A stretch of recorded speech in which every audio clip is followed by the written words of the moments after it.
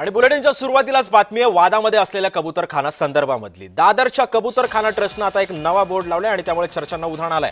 कबूतरांना सकाळी 6 ते 8 या वेळेमध्येच खाद्य देण्याचा उल्लेख आता करण्यात आलाय। मात्र महानगरपालिकेकडून अद्याप या संदर्भामध्ये कोणतीही लेखी परवानगी नसल्याने आता चर्चांना उधाण आलंय।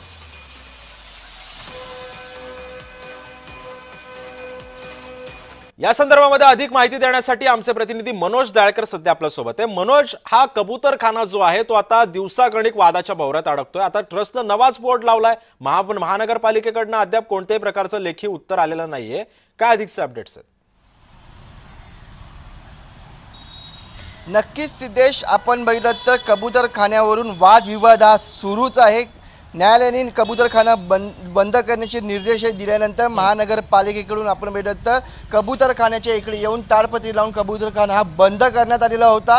पण या ठिकाणी आपण बघितलं तर नागरिक मोठ्या संख्येने जमले होते आणि नागरिकांकडून आंदोलन देखील करण्यात आलेलं होतं आणि ही जी ताडपत्री लागलेली ती तोडण्यात देखील आलेली होती। आणि त्यानंतर पुन्हा एकदा आपण बघितलं तर महानगरपालिकेने ताडपत्री बसून कबूतरखाना हा बंद केला गेला होता आणि त्यानंतर आपण बघितलं आता पुन्हा एकदा एक बोर्ड लावण्यात आलेला आहे। कबूतरखाना ट्रस्टकडून बोर्ड लावण्यात आलेला आहे। आता आपण दादर कबूतरखान्याजवळ आहे, आपण हा बघू शकता। हा ट्रस्टकडून बोर्ड लावण्यात आलेला आहे, दादर कबूतरखाना ट्रस्ट। या बोर्डावरती लिहिण्यात आलेलं आहे, कबूतरांना अन्न देण्याकरिता आम्हाला महानगरपालिकेकडून अर्ज सादर करण्याची परवानगी आहे ती दिली गेलेली आहे। आणि आपण ईमेलद्वारे आम्ही हा अर्ज दाखल देखील करण्यात आलेला आहे आणि यामध्ये आपण परवानगी देण्यात आली आहे, परंतु सध्या ती लेखी स्वरूपात प्राप्त झालेली नाही आहे। आणि या ठिकाणी आपण बघितलं या बोर्डमध्ये लिहिलेलं आहे सकाळी 6 ते 8 या वेळेत कबूतरांना खाद्य देण्यास परवानगी आहे। आणि महत्त्वाचं म्हणजे याच्यामध्ये लिहिलं आहे की